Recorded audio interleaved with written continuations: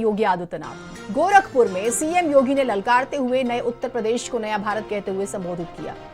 और क्या बड़ी बातें कही उन्होंने, सुनिएगा। ये नए भारत का नया उत्तर प्रदेश है।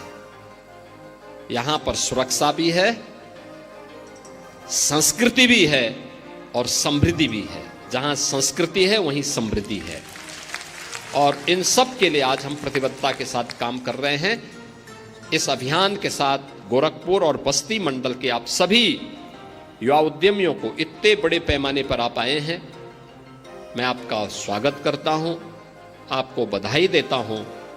आप अपना कारोबार अच्छे ढंग से करेंगे, शुद्ध नियत से करें, अच्छा काम करेंगे तो अच्छा परिणाम भी मिलेगा। याद रखना, आप जिस नियत के साथ काम करेंगे परिणाम उसी नियत के साथ प्राप्त होगा। बैंक की मूल पूंजी आपको जमा करनी होगी।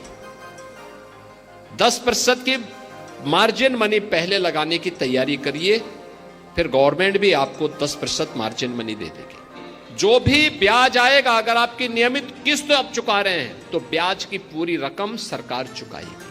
आपको उसमें चिंतित होने की आवश्यकता नहीं।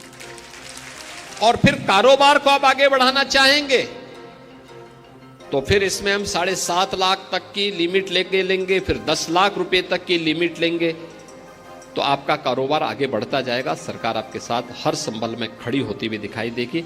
आज के इस अवसर पर एक बार फिर से आप सबको मैं बधाई देता हूं, अपनी शुभकामनाएं देता हूं और विश्वास करता हूं कि होली के पूर्व आपको दी जा रही ये सौगात, प्रदेश के युवाओं को दी जा रही इस सौगात का लाभ प्रदेश में नए युवा उद्यमी बनने में मदद करेगी। आगे बढ़ेंगे। लखनऊ से खबर है, बीएसपी अध्यक्ष मायावती ने आज प्रेस कॉन्फ्रेंस करके काफी हमला बोला है और सीधा आज वो बीजेपी को टारगेट करती नजर आई।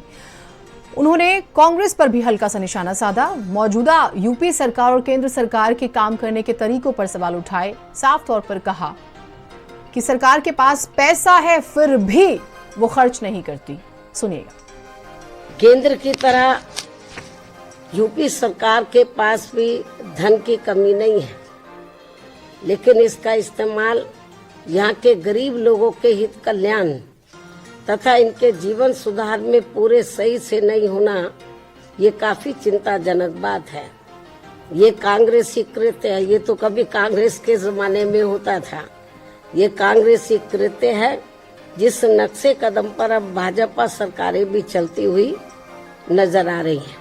हमने जो डॉक्टर भीमराव अंबेडकर समग्र विकास योजना यूपी में शुरू की थी, तो इसको कांग्रेस और सपा की सरकार की तरह ही भाजपा सरकार द्वारा भी महत्वपूर्ण योजनाओं को निष्क्रिय बना देने के कारण अब गरीब ग्रामीण परिवारों का अपेक्षित समग्र विकास प्रभावित है।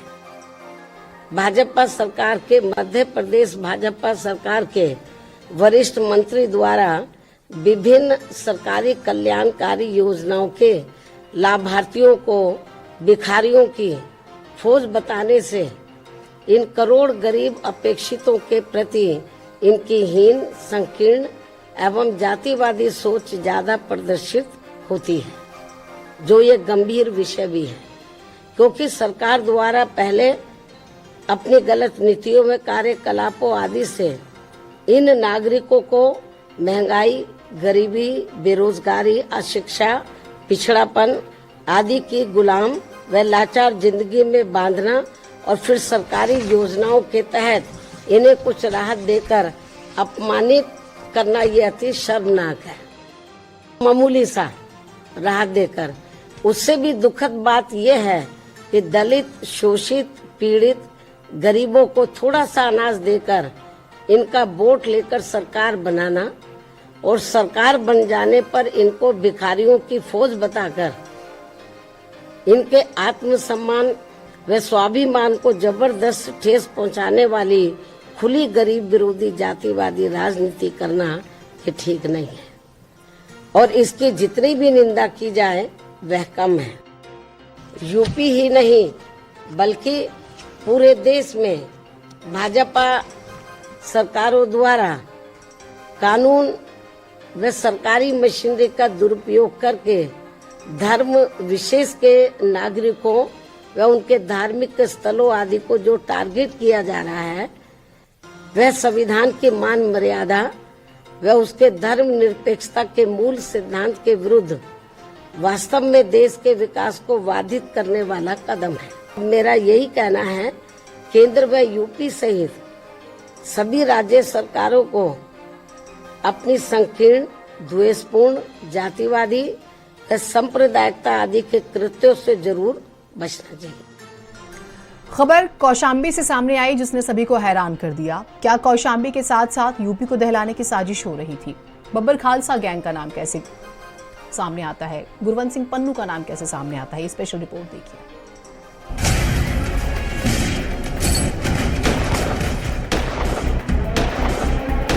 खतरनाक साजिश का गेम ओवर। वो दबे पांव आया था तबाही मचाने। बब्बर खालसा का सपना चकनाचूर। महाकुंभ सुरक्षित, साजिश नाकाम। रात के अंधेरे में एक साया चुपचाप अपने मकसद की ओर बढ़ रहा था। वो भारत की सरजमी पर तबाही लाने का इरादा रखता था, लेकिन किसे पता था कि उसकी ही परछाइयां उसका पीछा कर रही थी। यूपी एसटीएफ और पंजाब पुलिस ने उसे धर दबोचा और उसके इरादों को वहीं कुचल दिया जहां से उसने शुरुआत की थी। एक विदेशी पिस्टल, 3 हैंड ग्रेनेड और आतंक का प्लान कानून के आगे आखिरकार सब ढेर हो गया। यूपी एसटीएफ और पंजाब पुलिस ने बीती रात बब्बर खालसा इंटरनेशनल और आईएसआई के सक्रिय सदस्य लजर मसीह को गिरफ्तार किया है। उसके पास से विदेशी असलहे और तमाम हथगोले और ग्रेनेड बरामद किए गए हैं। लजर मसीह से पूछताछ में ये बड़ा खुलासा हुआ है कि लजर मसीह अपने साथियों के साथ महाकुंभ में किसी बड़ी हमले की साजिश को अंजाम देने के लिए कौशाम्बी में ठहरा हुआ था। महाकुंभ, करोड़ों श्रद्धालु और एक छिपा हुआ खतरा।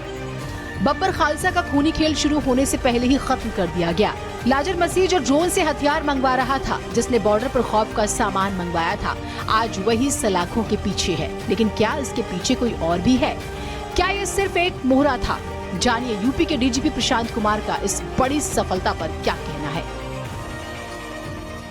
पाकिस्तान की तरफ से बॉर्डर से शस्त्र और मादक पदार्थ इत्यादि आते हैं, ये चीज़ें पूरी तरीके से हम लोगों की विवेचना से पहले भी प्रमाणित थी और आज भी जो पूछताछ हुई है उससे पूर्ण तरीके से प्रमाणित हो गई है। ये भी चीज़ प्रकाश में आई है कि घटना कारित, यहाँ कोई बड़ी घटना कारित करने के बाद से पासपोर्ट बन जाने पे इसको पुर्तगाल जाने की इसकी प्लानिंग थी। लाजर मसीह अकेला नहीं था, उसके पीछे था एक पूरा नेटवर्क। जर्मनी से पाकिस्तान तक, बब्बर खालसा से आईएसआई तक धागे जुड़ रहे थे। लेकिन भारत की सुरक्षा एजेंसियों ने इस जाल को काट दिया। आपको ग्राफिक्स के जरिए बताते हैं कौन है Babbar Khalsa international gang. Bharat, Canada समेत कई देशों में ये बैन है।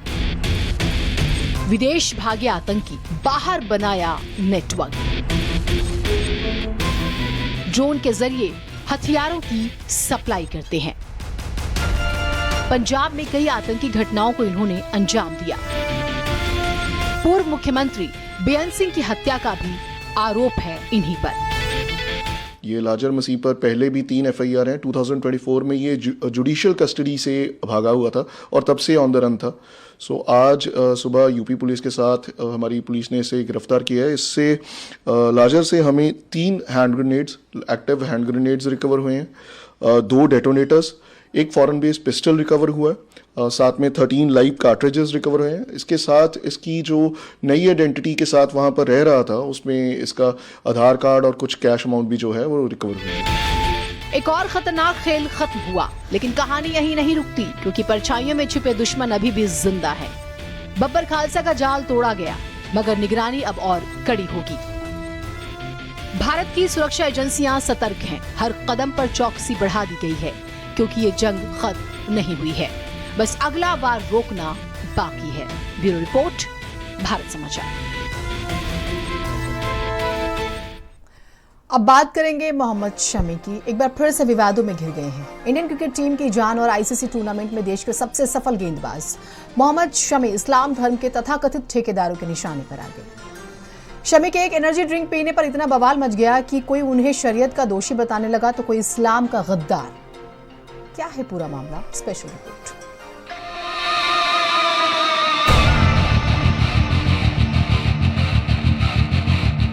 चैंपियंस ट्रॉफी 2025 में भारतीय टीम फाइनल खेलने के लिए तैयार है। भारतीय टीम शानदार फॉर्म में है, हर तरफ इंडिया इंडिया हो रहा है, लेकिन इस बीच भी नफरती आग भड़काने वालों की कमी नहीं है। इस एक फोटो को लेकर सोशल मीडिया पर हंगामा मच गया है, लेकिन इस तस्वीर में ऐसा क्या है जिससे बवाल मच सकता है? दरअसल इस तस्वीर में भारतीय तेज गेंदबाज मोहम्मद शमी चैंपियंस ट्रॉफी के सेमीफाइनल में ऑस्ट्रेलिया के खिलाफ एनर्जी ड्रिंक पीते हुए नजर आ रहे हैं।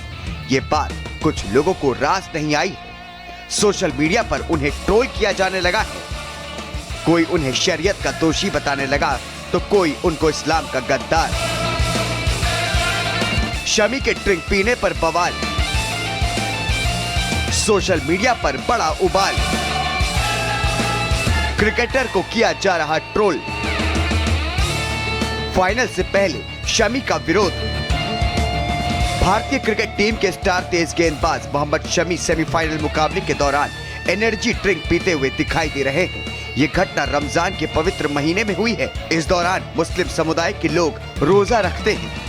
यही कारण है कि इस तस्वीर को लेकर सोशल मीडिया पर शमी को ट्रोल किया गया है और उन पर कई नफरत भरे कमेंट्स किए गए। कई मौलानाओं ने इसको लेकर खुलकर विरोध किया। रोज़ा न रख करके मोहम्मद शमी ने बहुत बड़ा गुनाह किया। शरीयत की नज़र में ये मुजरिम है, शरई कटघरे में खड़े हैं। इनको हरगिज़ ऐसा नहीं करना चाहिए। क्रिकेट का खेल कूद भी करें, सारे काम अंजाम दें, मगर अल्लाह ने जो जिम्मेदारी बंदे को ऊपर दी है, इस्लाम ने जो शरीयत का निफाज किया है, उसकी जिम्मेदारी भी बंदे के ऊपर है। अल्लाह ने कुरान में इस बात को भी वाज़ेह किया है कि अगर कोई शख्स सफ़र में है या बीमार है तो उसके लिए रुख्सत है कि वो रोज़ा चाहे तो ना रखे। तो लिहाजा ये जो मोहम्मद शमी क्रिकेटर की जो कंट्रोवर्सी रेस की गई है, ये बिल्कुल ही बेबुनियाद है, इलॉजिकल है। वही इस मामले पर अब मोहम्मद शमी के कोच बदरुद्दीन सिद्दीकी ने बयान दिया है। बदरुद्दीन सिद्दीकी ने ट्रोल कर रहे लोगों पर निशाना साधते हुए नाराजगी जताई है। नहीं सकता, बड़े बेवकूफ़ी की बात है अगर कमेंट्स कर रहा है कोई उस पर। बोले अपने देश के लिए बच्चा खेल रहा है और ऐसा एफर्ट लगाना पड़ता है उसके अंदर कि ऐसा नहीं है कि आप रोज़ा रख के नहीं खेल सकते।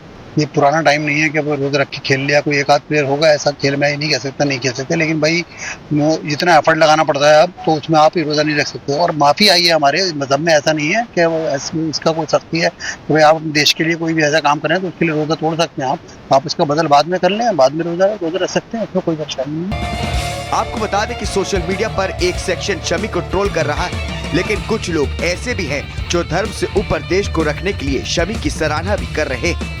मोहम्मद शमी लंबे समय के बाद चोट से वापसी के बाद टीम में अकेले मुख्य तेज गेंदबाज के रूप में खेल रहे हैं और अपनी टीम को जीत दिलाने में अहम भूमिका निभा रहे हैं। उम्मीद है कि फाइनल मैच से पहले शमी को ट्रोल करने वालों को शमी फाइनल में अपनी शानदार परफॉर्मेंस से जवाब देंगे। स्पेशल डेस्क भारत समाचार। आगे बढ़ेंगे। प्रयागराज महाकुंभ 2025 से पहली बार एक ऐसा हुआ इसमें कि एक नाविक परिवार को खुशियों का अंबार मिल गया। 45 दिन का सनातन धर्म का महापर्व इस परिवार के लिए बेहद लाभकारी साबित हुआ। मालामाल हो गए, करोड़पति बन गए। देखिएगा। उत्तर प्रदेश के प्रयागराज में 45 दिनों तक चले महाकुंभ ने एक नाविक परिवार को मालामाल बना दिया। मुख्यमंत्री योगी आदित्यनाथ ने विधानसभा में मंगलवार को जानकारी दी कि इस धार्मिक समागम के दौरान 130 नावें चलाकर परिवार ने 30 करोड़ रुपए का मुनाफा कमाया। मुख्यमंत्री योगी आदित्यनाथ ने नाविक पिंटू महारा के परिवार का जिक्र किया। पिंटू का कहना है कि महाकुंभ से सिर्फ उनके परिवार को ही नहीं बल्कि पूरे नाविक समुदाय को फायदा हुआ है। हमारे परिवार वाले कम से कम 100 लोग हैं, जो 130 नावें लगभग हैं सभी के पास। सब लोग को फ़ायदा हुआ, किसी के पास 10, किसी के पास 5, किसी के पास 20, सभी को फ़ायदा हुआ। पूरे प्रयागराज वाले नाविकों को फ़ायदा हुआ, जो कभी नहीं हुआ इतना जो कभी इतना पैसा कमाए नहीं होंगे उतना फ़ायदा हुआ। जो कभी 50,000 1 लाख नहीं कमाते थे, 5-5 लाख 4-4 लाख कमाए हैं। कोई तो 7-7 8-8 लाख कमाया, क्योंकि जो भी श्रद्धालु आते थे, दान का कोई सीमा नहीं होता, बहुत कुछ दे जाता था। बहुत तो ऐसे हैं जो सोने का सिक्का दिए, चांदी का सिक्का दिए और दान करते थे। दान का देखिए कोई सीमा नहीं होता। पिंटू महारा और उनका परिवार प्रयागराज महाकुंभ के दौरान किए गए इंतजामों की तारीफ करते नहीं थक रहे। बहुत अच्छा व्यवस्था था, डिजिटल कुंभ था, मोदी जी का बहुत अच्छा, योगी जी का बहुत अच्छा व्यवस्था था। ऐसा व्यवस्था हमने पहले कभी नहीं देखा। इतनी सफाई थी, सब कुछ था और इतने लोग आए, उन्हीं का देन था, जो मोदी जी योगी जी का ही देन था, इतने लोग आए। उत्तर प्रदेश के मुख्यमंत्री योगी आदित्यनाथ के मुताबिक प्रयागराज महाकुंभ के आयोजन पर 7,500 करोड़ रुपए खर्च किए गए। उनका कहना है कि महाकुंभ के दौरान रिकॉर्ड 3 लाख करोड़ रुपए का कारोबार हुआ, जिससे अलग अलग क्षेत्रों को फायदा पहुंचा है। इससे चालू वित्त वर्ष में भारत को 6.5 की विकास दर हासिल करने में मदद मिलेगी। आगे बढ़ेंगे खबरों की तरफ। लखनऊ से एक बड़ी खबर आ रही है। विधायक उमाशंकर सिंह के आवास पर पहुंची मायावती उमाशंकर सिंह से मिलने के लिए उनके आवास पर पहुंची हैं और आप जानते हैं उमाशंकर जो है कैंसर की बीमारी से लड़कर उभरे हैं, घर पर स्वास्थ्य लाभ प्राप्त कर रहे हैं उमाशंकर सिंह, और उनकी तबीयत का हालचाल जानने के लिए मायावती पहुंची और उनका हालचाल जाना। सामान्य तौर पर मायावती किसी के आवास पर नहीं जाती हैं, उमाशंकर के घर होने वाली शादियों में भी वो जाती रही हैं। और देखिए, किसी भी पार्टी के बड़े नेता का इस तरह से जाना एक अच्छी मैसेजिंग होती है, पारिवारिक भी और काडर को भी इससे एक बूस्ट मिलता है और एक अच्छे जेस्चर के तौर पर देखा जाता है। तो इस तस्वीर की सराहना हो रही है।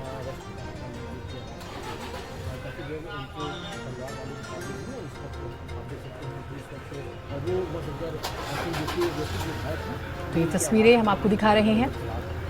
विधायक उमाशंकर सिंह के आवास पर वो मिलने के लिए पहुंचती हैं, परिवार भी बहुत खुश होता है और आजकल मायावती काफ़ी एक्टिव भी हैं और हर नज़र से इसके मायने भी निकाले जा रहे हैं। काडर खुश, विधायक खुश, विधायक का परिवार खुश, बड़े नेता का घर पर आना अपने आप में बहुत बड़ी बात और इसे सियासी चश्मे से देखने वाले उस तरह से भी देख रहे हैं कि मायावती इन दिनों काफ़ी एक्टिव है।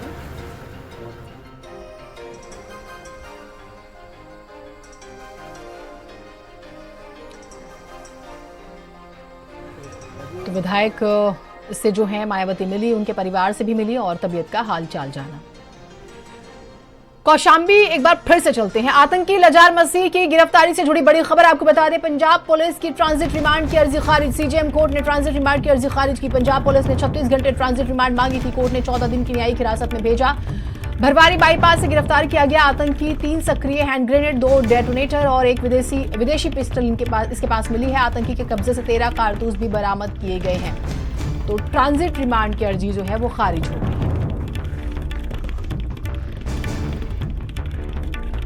कोर्ट ने 14 दिन की न्यायिक हिरासत में भेज दिया है। भरवारी बाईपास के पास से इसे गिरफ्तार किया गया था और अब दोनों ही स्टेट की पुलिस के बीच में हम जिक्र भी करें, जबरदस्त कोऑर्डिनेशन के साथ इसके और कितने साथी हैं उन तक पहुंचने की भी कोशिश की जा रही है। इसके कब्जे से 13 कारतूस बरामद हुए। कुछ और खबरों का जिक्र कर लेते हैं। अमेठी में होली के त्योहार को लेकर खाद्य विभाग सक्रिय है। मिलावट करने वाले कारोबारी के खिलाफ एक्शन शुरू हो चुका है। छापेमारी में कई दुकानदार दुकान छोड़कर फरार हो गए। खाद्य सामग्री में हो रही रंगों की मिलावट पर छापा मारा गया। आधा दर्जन से ज्यादा दुकानों से टीम ने सैंपल लिए। एक्सपायरी सामानों को लेकर टीम ने नष्ट भी करवाया।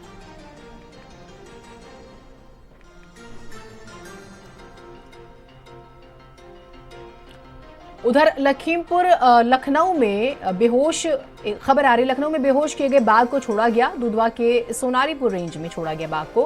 कैद से निकलते ही जंगल की तरफ भागा बाघ को मेडिकल ट्रीटमेंट प्रॉपर दिया गया और उसके बाद उसे छोड़ा गया।